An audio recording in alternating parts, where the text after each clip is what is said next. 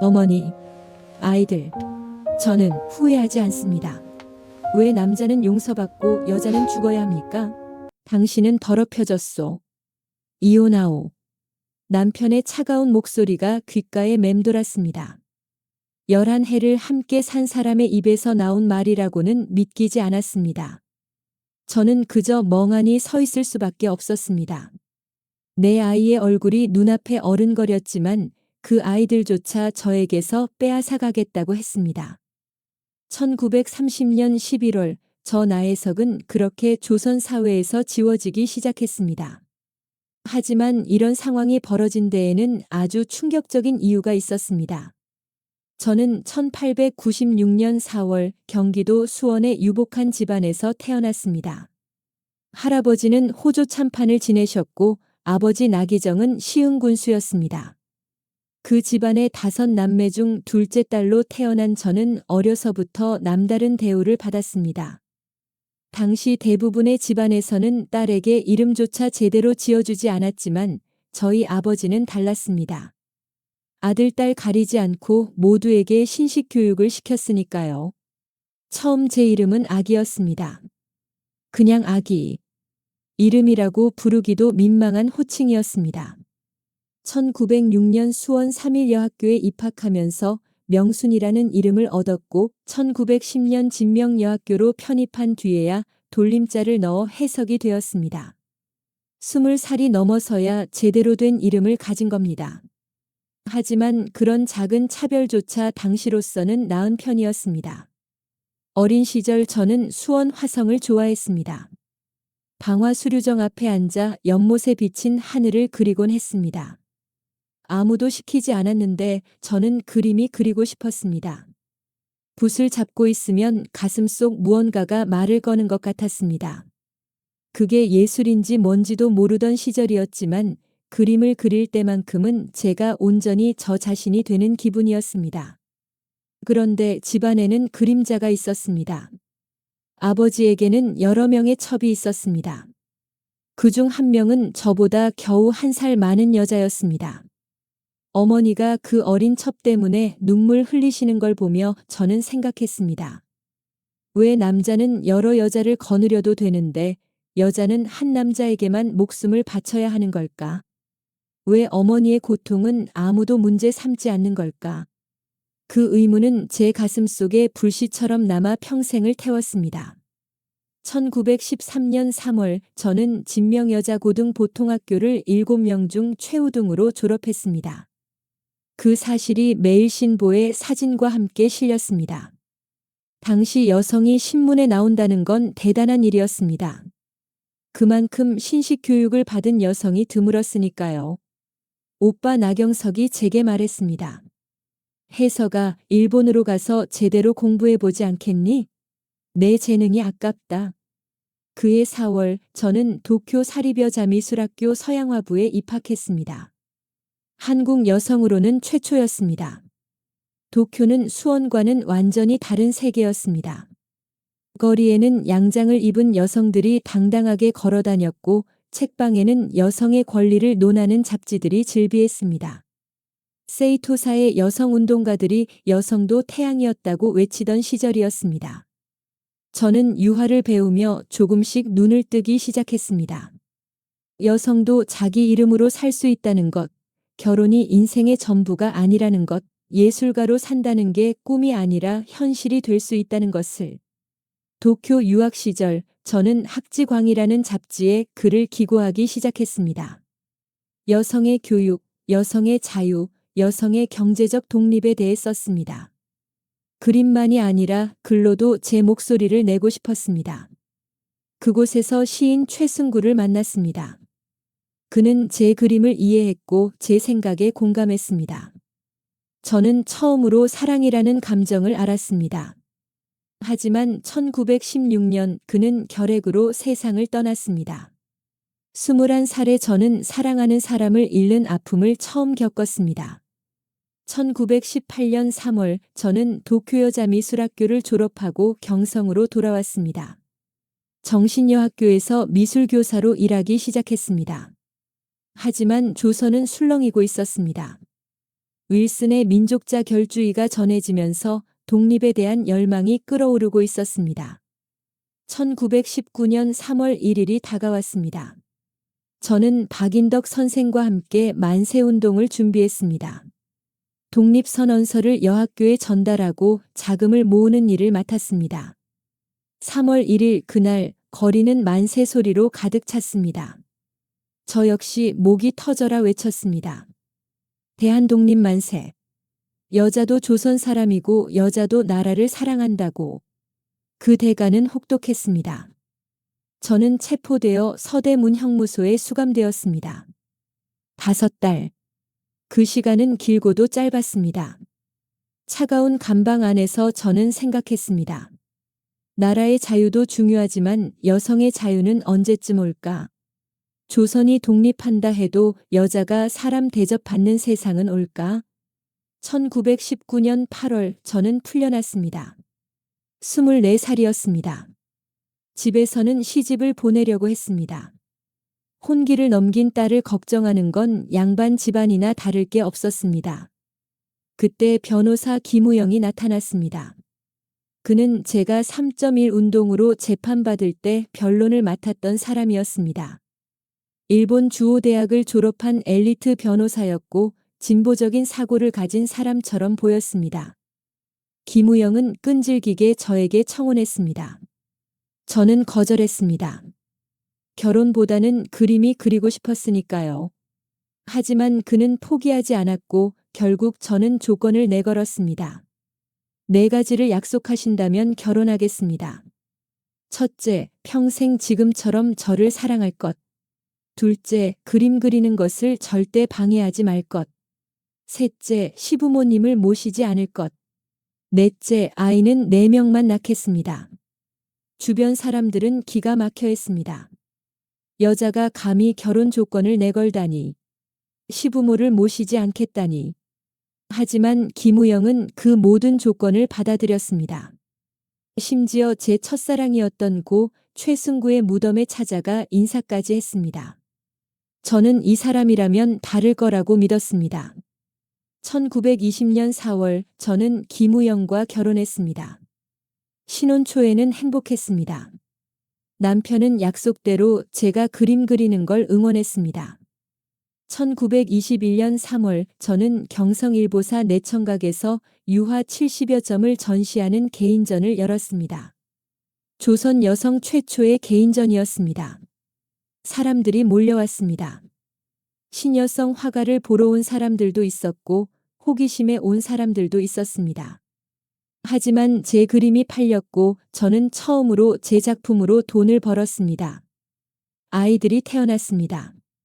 1921년 첫째 딸 나열, 1923년 아들 선, 1925년 아들 진, 1929년 아들 건. 약속대로 4명이었습니다.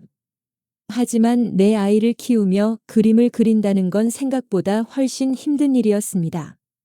밤에 아이들을 재우고 나서야 붓을 들 수 있었습니다. 주부로서도 완벽해야 했고 화가로서도 인정받아야 했습니다. 그 사이에서 저는 조금씩 지쳐갔습니다. 남편은 점점 변했습니다. 처음에 다정함은 사라지고 제 그림을 취미라고 부르기 시작했습니다. 아이 넷을 키우는 게 얼마나 힘든 일인지, 그 와중에 조선미술전람회에 입선하는 게 얼마나 대단한 일인지 그는 이해하지 못했습니다. 아니, 이해하려 하지 않았습니다. 1927년 6월 남편에게 구미 시찰 기회가 왔습니다. 일본 외무성의 초청으로 유럽과 미국을 둘러보는 여행이었습니다. 남편은 저에게도 함께 가자고 했습니다. 저는 망설였습니다. 내 아이를 두고 떠나는 게 과연 옳은 일일까? 하지만 다른 한편으로는 간절했습니다. 파리를 보고 싶었습니다. 루브르를 보고 싶었습니다. 진짜 예술이 무엇인지 제 눈으로 확인하고 싶었습니다. 결국 저는 아이들을 시댁에 맡기고 여행을 떠났습니다. 시베리아 횡단철도를 타고 모스크바를 거쳐 베를린에 도착했습니다. 남편은 베를린에서 법학을 공부하기로 했고 저는 1927년 8월 혼자 파리로 향했습니다. 파리는 꿈 같았습니다. 센 강변을 거닐고 루브르에서 하루 종일 그림을 보고 몽마르트르 언덕에 앉아 스케치를 했습니다. 파리 근교 르베지네의 한 프랑스 가정집에 머물며 아카데미 랑송에서 야수파 화가 비시에르에게 지도를 받았습니다. 제 그림은 조금씩 변하고 있었습니다. 색이 대담해지고 분놀림이 자유로워졌습니다. 그리고 1927년 11월 그 사람을 만났습니다. 당신은 천도교의 최린 선생님이시죠? 파리 근교 르베지네의 한 프랑스 가정집 앞에서 그를 처음 만났던 날을 저는 잊을 수가 없습니다. 1927년 11월 11일이었습니다. 프랑스 사회학자 펠리시앙 샬레의 집에서 열린 작은 모임이었습니다. 그곳에 저보다 18살 연상인 최린이 있었습니다. 최린은 3.1 운동 민족 대표 33인 중 한 명이었습니다. 천도교의 지도자였고 보성학교 교장을 지낸 교육자였습니다. 그는 세계를 시찰하며 반제국주의 연맹 총회에 참석하기 위해 파리에 머무르고 있었습니다. 49살의 그는 여전히 열정적이었고 조선의 미래를 이야기할 때면 눈빛이 살아있었습니다. 하지만 이런 상황이 벌어진 데에는 아주 충격적인 이유가 있었습니다. 남편 김우영은 베를린으로 떠나면서 최린에게 부탁했습니다. 파리에 혼자 남은 아내를 잘 부탁하오. 최린과 김우영은 형제처럼 가까운 사이였습니다. 남편은 최린을 믿었고 저를 그의 보호 아래 두고 떠났습니다. 아이러니했습니다. 남편이 믿고 맡긴 사람이 제 운명을 송두리째 바꿔놓을 사람이 될 줄은 아무도 몰랐으니까요. 처음엔 단순한 만남이었습니다. 동포를 만난 반가움, 조선말을 나눌 수 있는 기쁨, 독립운동 이야기에 대한 공감. 최린은 제 그림을 보며 말했습니다. 이 그림들 속에 조선의 혼이 보이오. 당신은 단순한 화가가 아니라 시대의 증인이오. 누군가 제 그림을 그렇게 이해해 준 건 처음이었습니다. 남편도 시댁 식구들도 조선의 지식인들도 제 그림을 여자의 소일거리 정도로 여겼는데 최린은 달랐습니다. 우리는 센 강변을 걸었습니다. 루브르 미술관에 함께 갔습니다. 몽마르트르 언덕에 올라 파리를 내려다보며 조선의 미래를 이야기했습니다. 최린은 제게 프랑스의 여권운동가 이야기를 들려주었습니다. 여성도 참정권을 가져야 한다고, 여성도 경제적으로 독립해야 한다고, 결혼이 여성의 전부가 되어서는 안 된다고 말했습니다. 그의 말은 제가 평생 외쳐온 것들이었습니다. 저는 조금씩 무너지고 있었습니다. 파리의 자유로운 공기 속에서 제 그림을 진정으로 이해해주는 사람 앞에서 저는 32살의 여자가 아니라 20도 안 된 소녀처럼 설레었습니다. 이것이 사랑인지 동지애인지 외로움인지 구분할 수 없었습니다. 다만 그와 함께 있을 때 제가 온전한 사람으로 존재한다는 느낌을 받았습니다. 2달이라는 시간이 흘렀습니다.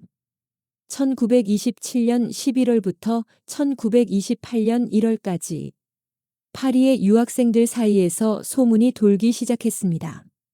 나혜석은 최린의 작은 댁이다. 저는 그 소문을 알고 있었습니다.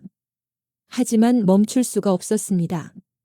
조선에서는 상상도 할 수 없는 자유, 숨막히는 결혼 생활에서 느껴본 적 없는 이해와 공감, 그것이 저를 붙잡았습니다. 최린도 기혼자였습니다. 조선에 부인이 있었습니다. 저도 내 아이의 어머니였습니다.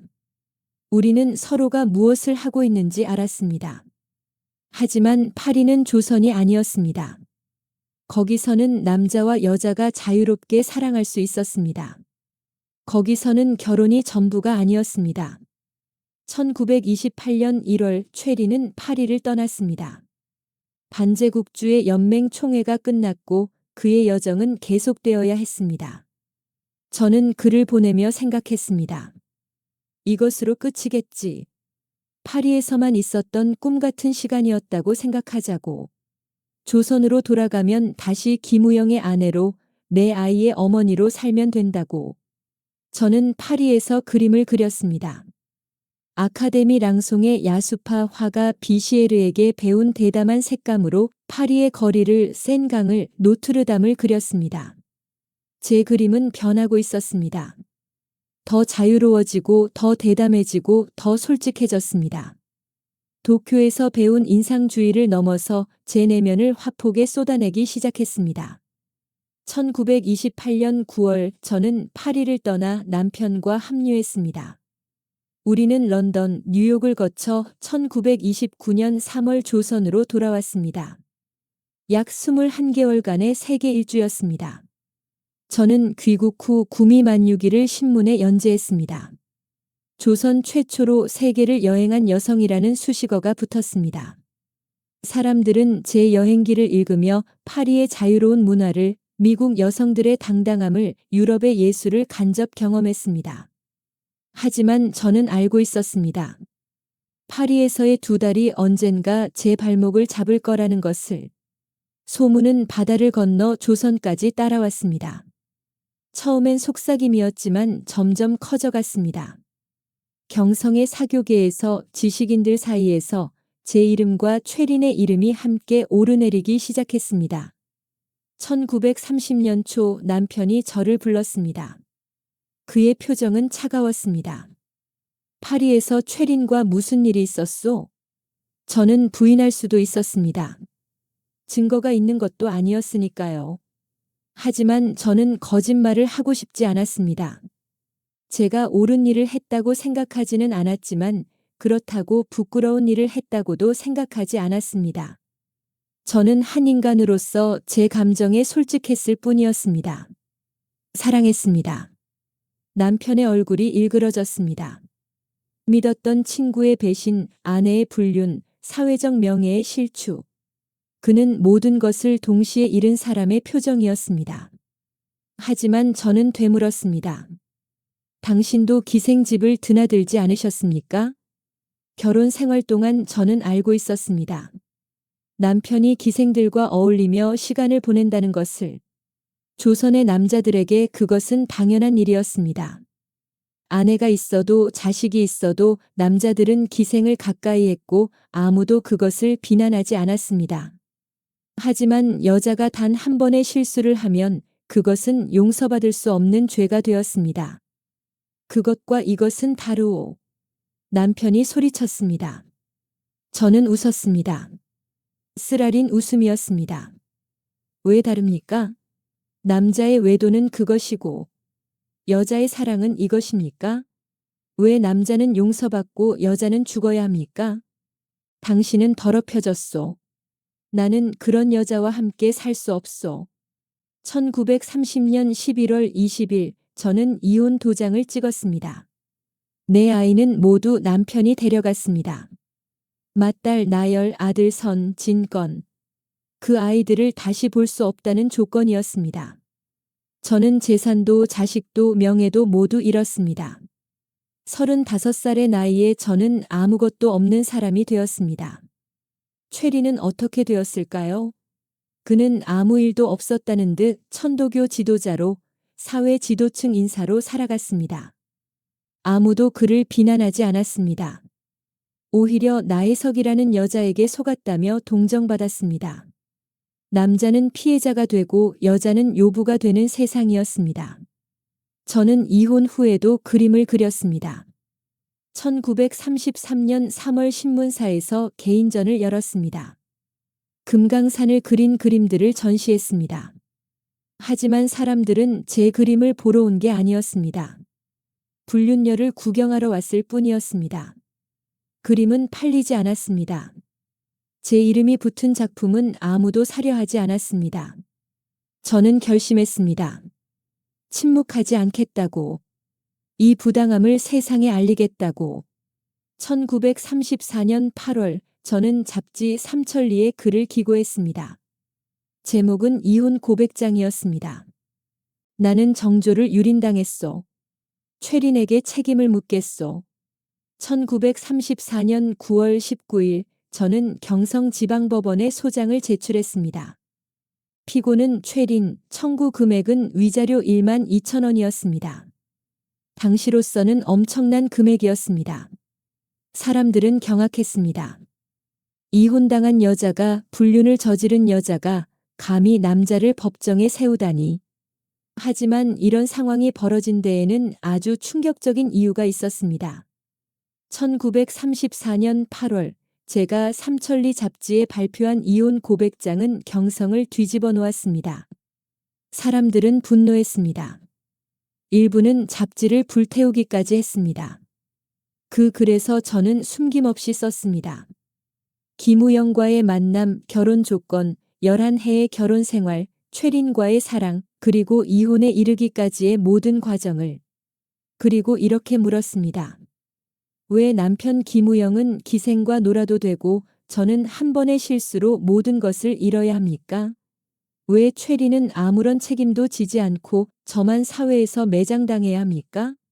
왜 정조는 여자에게만 강요되는 겁니까? 저는 그 글에서 분명히 말했습니다. 정조는 도덕도 법률도 아닌 취미라고. 자신의 아내, 어머니, 누이, 딸에게는 순결함을 요구하면서 다른 사람의 아내나 누이에게는 성욕을 품는 조선 남자들의 위선을 고발했습니다. 결혼 생활에서 주부로서도 완벽해야 하고 화가로서도 인정받아야 했던 이중의 굴레를, 내 아이를 낳고 키우면서도 남편의 외도를 묵인해야 했던 고통을 낱낱이 적었습니다. 경성의 지식인 사회는 발칵 뒤집혔습니다. 신문에는 저를 비난하는 글들이 쏟아졌습니다. 파렴치한 여자, 염치 없는 여자, 부도덕한 여자. 하지만 저는 후회하지 않았습니다. 침묵하고 숨어 사는 것보다 싸우다 죽는 게 나았습니다. 소송을 제기했을 때 변호사 소환규가 말했습니다. 승산이 없습니다. 부인이 먼저 불륜을 저질렀다는 게 기록에 남아있으니까요. 저는 알고 있었습니다.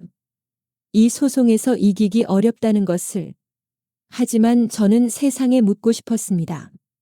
여자의 정조를 유린한 남자는 왜 아무런 대가를 치르지 않습니까? 최리는 법정에 나오지도 않았습니다. 대신 압력을 행사했습니다. 동아일보에 실렸던 소송 기사가 삭제되었습니다. 천도교의 권력으로, 사회적 지위로 그는 저를 짓밟으려 했습니다. 심지어 2,000원을 주겠다며 소송을 취하하라고 회유했습니다. 제가 요구한 금액의 6분의 1도 안 되는 돈이었습니다. 저는 거절했습니다. 이것은 돈의 문제가 아니었습니다. 한 인간의 존엄성 문제였습니다. 최리는 파리에서 저를 사랑한다고 했습니다. 조선에 돌아가면 이혼하고 저와 함께하겠다고 약속했습니다.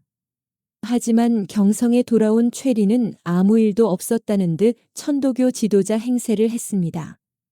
아무도 그를 비난하지 않았습니다. 오히려 나혜석이라는 여자에게 속았다며 동정받았습니다. 소송은 결국 무산되었습니다. 제가 먼저 정조를 저버렸다는 이유로 저는 법정에서도 패배자가 되었습니다. 최리는 단 한 푼도 지불하지 않았고 단 하루도 고통받지 않았습니다.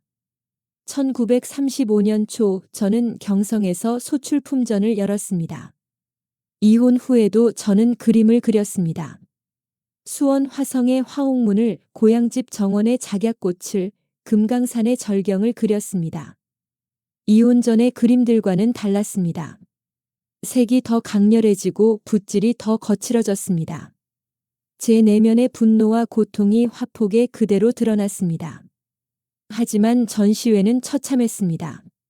사람들은 구경하러 왔지만 작품을 사지 않았습니다. 불륜녀가 그린 그림을 집에 걸 수는 없다는 게 이유였습니다. 저의 예술은 더 이상 예술로 평가받지 못했습니다. 나혜석이라는 이름 석자가 붙는 순간 그것은 오염된 무언가가 되어버렸습니다. 1933년 저는 종로구 수송동에 여자미술학사를 설립했습니다. 여성들에게 미술을 가르치고 싶었습니다. 저처럼 그림을 그리고 싶어하는 여성들에게 기회를 주고 싶었습니다. 하지만 학생들이 오지 않았습니다. 부모들이 딸을 불륜녀에게 맡길 수 없다며 반대했습니다. 결국 학사는 문을 닫았습니다. 돈이 떨어지기 시작했습니다. 이혼할 때 재산 분할도 받지 못했습니다. 김우영은 저에게 단 한 푼도 주지 않았습니다. 내 아이의 양육권을 빼앗은 것도 모자라 저를 경제적으로도 파탄시켰습니다. 그림은 팔리지 않았고 글을 써도 실어주는 곳이 없었습니다. 나혜석이라는 이름 자체가 금기어가 되어버렸습니다. 1935년 저는 다시 글을 썼습니다. 신생활에 들면서라는 제목으로 삼천리에 기고했습니다. 이혼 후의 삶, 혼자 서는 여성의 어려움, 그럼에도 불구하고 포기하지 않겠다는 다짐을 담았습니다. 또한 정조는 도덕도 법률도 아닌 취미라는 주장을 다시 한번 펼쳤습니다. 사람들은 더욱 분개했습니다. 반성하지 않는다고, 뻔뻔하다고, 파렴치하다고 비난했습니다. 하지만 저는 반성할 게 없었습니다. 제가 한 일은 한 남자를 사랑한 것뿐이었습니다. 그것이 잘못이라면 김우영의 외도는 왜 잘못이 아닙니까? 최린의 배신은 왜 문제가 되지 않습니까? 친구들이 하나둘 떠났습니다. 같은 신여성이라 불렸던 사람들조차 저를 멀리했습니다. 박인덕, 김일엽, 허정숙. 그들도 이혼한 여성들이었지만 저처럼 목소리를 높이지는 않았습니다. 조용히 살아가는 길을 택했습니다. 하지만 저는 그럴 수 없었습니다. 가족들도 등을 돌렸습니다. 오빠 나경석조차 저를 외면했습니다. 아버지 나기정은 이미 세상을 떠났지만 살아계셨다면 역시 저를 용서하지 않았을 겁니다. 나 참판되게 수치라고 집안의 망신이라고 질타했을 겁니다. 가장 고통스러운 건 아이들을 볼 수 없다는 것이었습니다. 1930년 이혼할 때 맏딸 나열은 9살, 아들 선은 7살, 지는 5살, 막내 거는 겨우 1살이었습니다. 그 아이들이 얼마나 컸을까? 저를 기억이나 할까? 아니면 불륜녀 어머니라고 배웠을까? 1936년 저는 아이들을 보러 갔습니다. 김우영의 집 앞에서 기다렸습니다. 학교에서 돌아오는 아이들을 보고 싶었습니다. 하지만 하인이 나와 저를 쫓아냈습니다. 근처에도 얼씬거리지 말라고, 아이들에게 해를 끼치지 말라고 했습니다. 저는 제 자식을 보는 것조차 금지당한 사람이 되었습니다. 그날 밤 저는 울었습니다. 살아서 처음으로 무릎 꿇고 통곡했습니다. 예술가로서의 자존심도 페미니스트로서의 신념도 그 순간만큼은 아무 의미가 없었습니다. 저는 그냥 아이들이 보고 싶은 엄마였을 뿐이었습니다. 1937년 경제적 어려움은 더욱 심해졌습니다. 저는 고향 수원으로 내려갔습니다. 그림을 그리며 지낼 수 있을 거라 생각했습니다. 하지만 수원에서도 저는 환영받지 못했습니다. 나 참판되게 수치라는 소문이 마을에 퍼져 있었습니다. 저는 절을 찾아다니기 시작했습니다. 봉은사, 봉선사, 신륵사, 용주사. 절에서는 저를 묻지 않았습니다. 불륜녀인지 이혼녀인지 묻지 않고 받아주었습니다. 저는 절에서 머물며 부처님을 그렸고 산을 그렸고 스님들을 그렸습니다. 그림 몇 점을 팔아 근근히 생계를 이었습니다. 하지만 저는 알고 있었습니다. 저는 점점 무너지고 있다는 것을. 돈이 없어서가 아니라 마음이 무너지고 있었습니다. 세상과 싸우는 게 너무 지쳤습니다. 어머니, 어머니. 제 입에서 소리가 나오지 않았습니다. 실어증이 찾아온 겁니다. 말을 하고 싶은데 목구멍에서 공기만 새어나왔습니다. 1940년대 중반 저는 이미 제 몸을 통제할 수 없었습니다. 손이 떨렸고 다리가 굳었고 입이 말을 듣지 않았습니다. 파킨슨병이었습니다. 40이 갓 넘은 나이에 저는 늙은 노파가 되어가고 있었습니다. 하지만 이런 상황이 벌어진 데에는 아주 충격적인 이유가 있었습니다.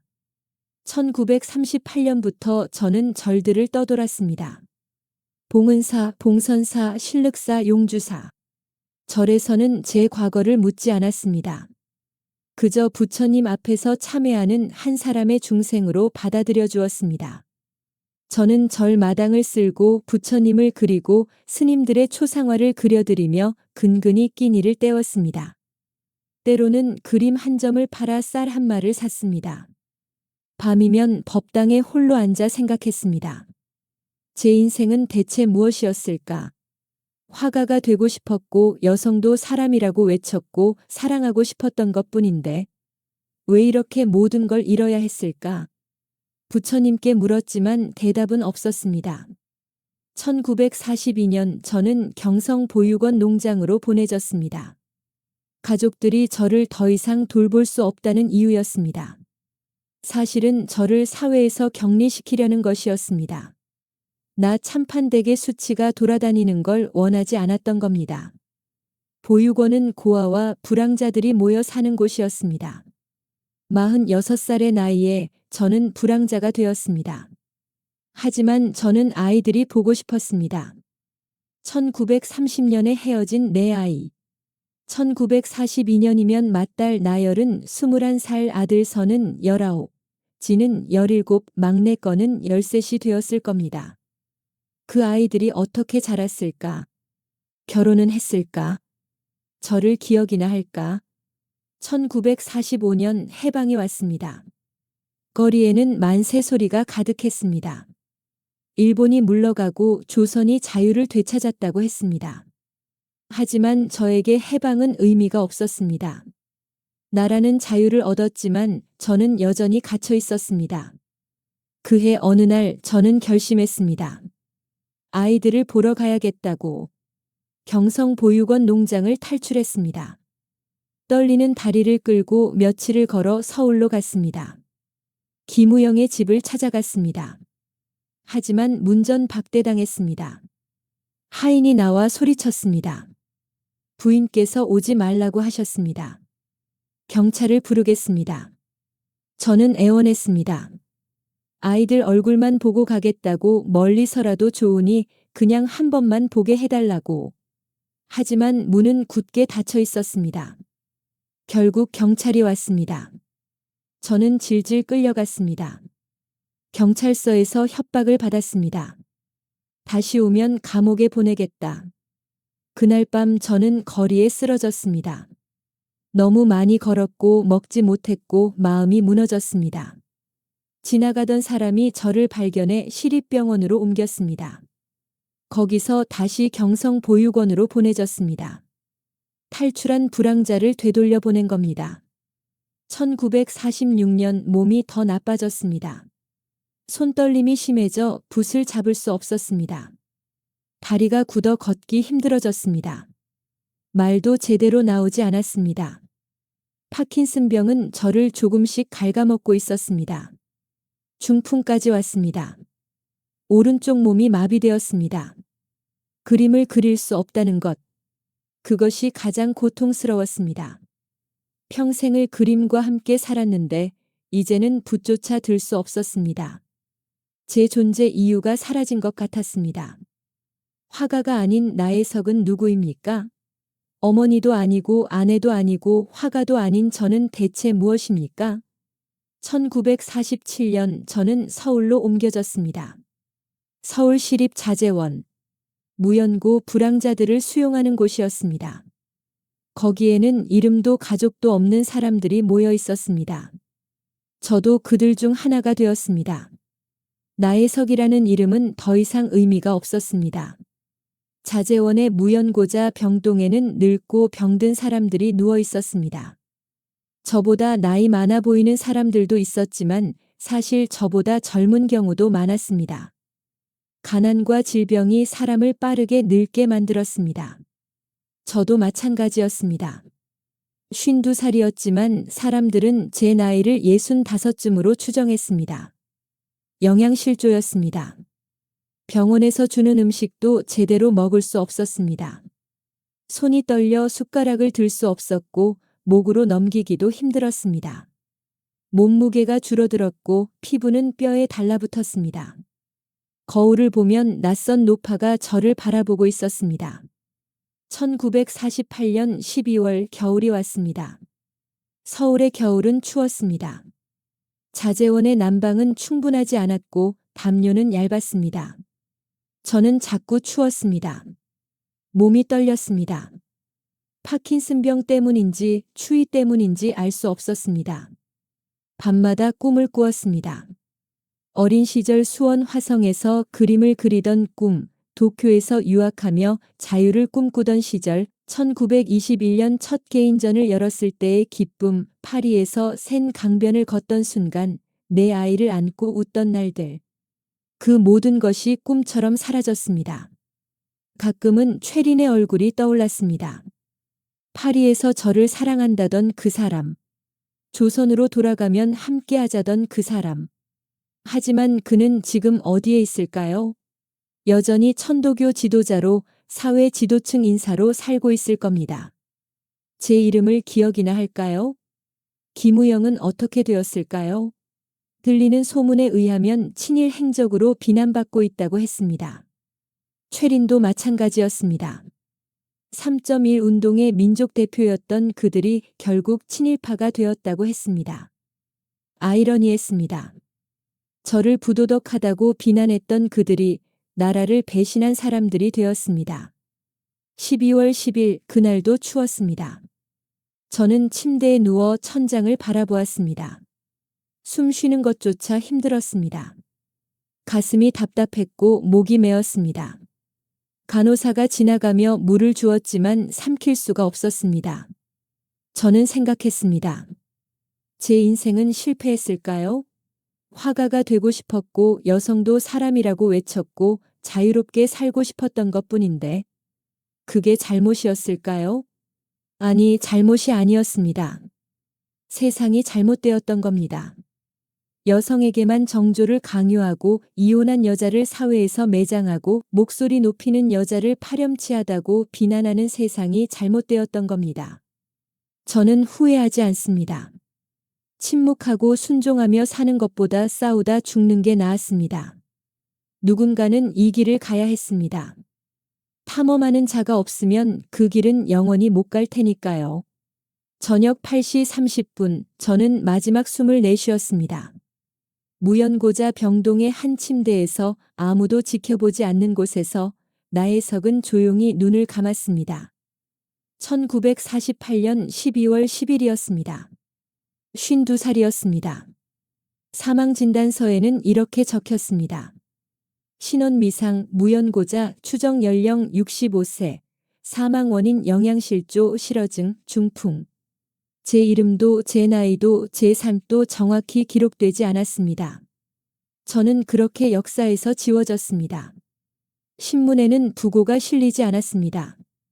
장례식도 없었습니다. 무연고자의 시신은 공동묘지에 묻혔습니다. 어디에 묻혔는지조차 아무도 모릅니다. 하지만 저는 알고 있었습니다. 죽는 순간에도 저는 확신했습니다. 언젠가는 이해받을 날이 올 거라고. 여성도 사람이라는 제 외침이, 정조는 취미라는 제 주장이, 이혼 고백장에 담긴 제 분노가 언젠가는 누군가에게 닿을 거라고. 꽃은 지더라도 또 새로운 봄이 올 테니까요. 나혜석? 그 이름 들어본 것 같은데. 2023년 서울의 한 대학교 강의실에서 22살 여학생이 교수님께 물었습니다. 교수님은 미소 지으며 대답했습니다. 한국 최초의 여성 서양화가입니다. 그리고 한국 페미니즘의 원형이라 불리는 분이죠. 하지만 이런 상황이 벌어진 데에는 아주 충격적인 이유가 있었습니다. 1948년 12월 10일 저 나혜석이 무연고자로 죽은 후 수십 년간 제 이름은 금기어였습니다. 불륜녀, 부도덕한 여자, 집안의 수치. 사람들은 제 이름을 입에 올리는 것조차 꺼렸습니다. 제 그림은 창고에 처박히거나 버려졌습니다. 이혼 고백장은 금서가 되었습니다. 저는 역사에서 지워진 사람이 되었습니다. 1960년대, 1970년대, 1980년대. 한국 사회는 급격히 변했지만 저에 대한 평가는 여전했습니다. 가끔 미술사 책에서 제 이름이 언급될 때면 이런 식이었습니다. 한국 최초의 여성 서양화가였으나 불륜으로 인해 비극적 말년을 보냈다. 제 예술이 아니라 제 스캔들만 기억되었습니다. 하지만 1990년대 바람이 불기 시작했습니다. 한국 사회의 페미니즘 운동이 본격화되면서 누군가 저를 다시 발견하기 시작했습니다. 연구자들이 제 글을 다시 읽었습니다. 이혼 고백장을, 정조는 취미라는 주장을, 여자도 사람이라는 외침을. 그들은 깨달았습니다. 나혜석은 불륜녀가 아니라 시대의 희생자였다고. 아니, 시대와 싸운 전사였다고. 1999년 미술평론가들이 제 작품을 재조명하기 시작했습니다. 자화상, 금강산, 파리 풍경. 제 그림 속에서 그들은 단순한 기법이 아니라 한 여성의 내면을 억압받은 영혼의 절규를, 자유를 향한 갈망을 보았습니다. 야수파의 영향을 받은 대담한 색채, 인상주의를 넘어선 표현력. 제 예술은 재평가받기 시작했습니다. 2000년대 들어 제 이름은 조금씩 복권되기 시작했습니다. 수원시에서는 나혜석 거리를 만들었습니다.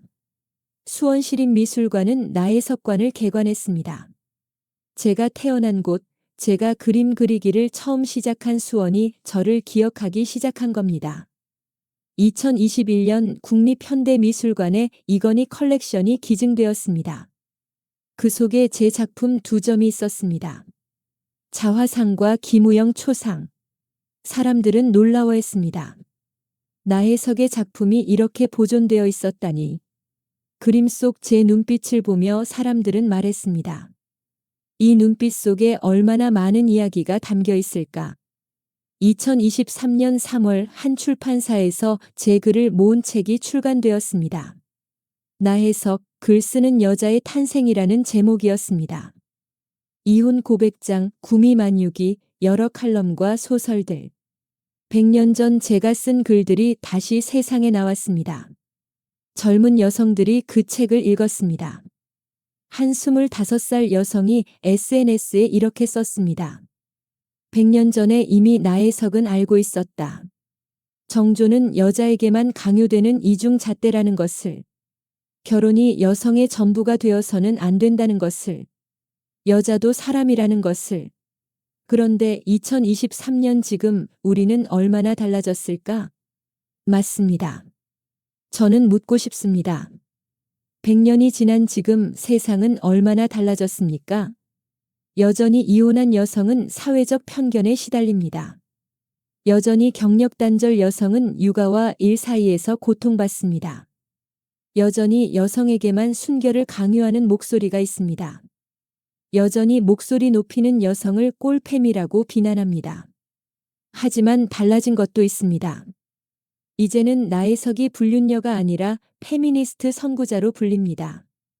이제는 이혼 고백장이 금서가 아니라 여성학 필독서입니다. 이제는 젊은 여성들이 저를 애미라고 부르며 존경합니다. 2024년 수원시립미술관에서 제 사진첩이 공개되었습니다. 제가 말년에 만든 단 하나의 유품이었습니다. 101장의 사진. 가족과 함께했던 순간, 파리에서의 시간, 여행의 기억. 사람들은 그 사진들을 보며 말했습니다. 나혜석도 그저 평범한 사람이었구나. 사랑하고 여행하고 가족을 그리워하던. 맞습니다. 저는 특별한 사람이 아니었습니다.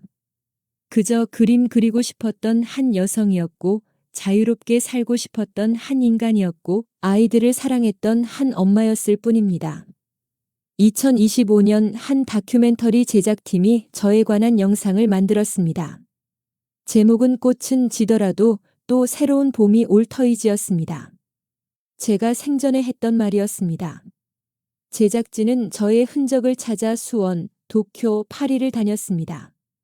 제가 걸었던 길을 걸었고 제가 그렸던 풍경을 카메라에 담았습니다. 그 영상을 본 사람들이 댓글을 달았습니다. 나혜석이 지금 시대에 태어났다면 얼마나 좋았을까? 100년 앞서 태어난 비운의 천재, 시대가 그녀를 죽였다. 아니 여러분, 저는 비운의 천재가 아닙니다.